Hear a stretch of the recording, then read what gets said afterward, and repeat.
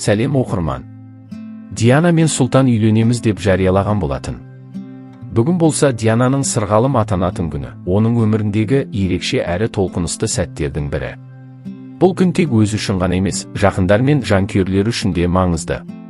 Себебі ол өзінің сүйгенімен өмірлік серігін тапқанын ресми түрде жариялап, жаңа отбасының іргесін қалауға бір қадам жақындады. Диана анасымен керемет суреттерімен, өзінің ойымен бөліскен болатын. Ұлысы оң болсын, ақ мол болсын.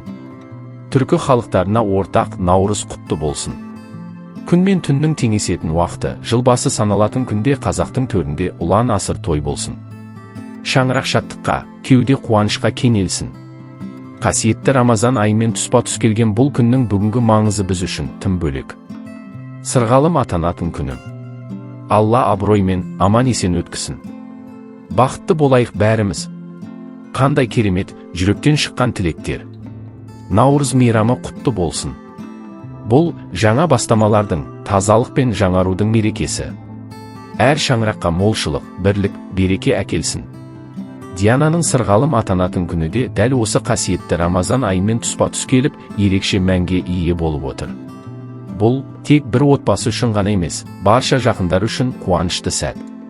Алланың нұры жауып, бұл күн сәттілік пен берекенің бастауы болсын. Қуанышымыз ұзағынан болсын.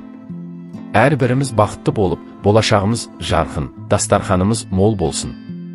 Сұлтан мен Диана өздерінің бақытты сәттерімен бөлісіп, қолдау білдірген барлық жанға алғыс айтып жатыр.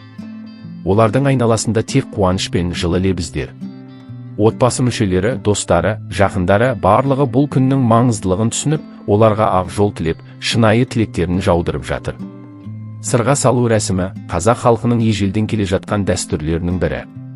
Бұл қыздың өміріндегі жаңа кезеңнің басталуы, болашақ жарының отбасына бір табан жақындауы. Диананың бұл күнгі көңіл күйі ерекше толқулы, бірақ ол өзін Сұлтанның жанында сенімді әрі бақытты сезінуде. Бұл оқиға қос ғашықтың ортақ өмірге деген алғашқы нақты қадамдарының бірі. Олардың махаббаты одан әрі беки түсіп, алдағы уақытта үлкен той күтіп тұрғаны сөзсіз.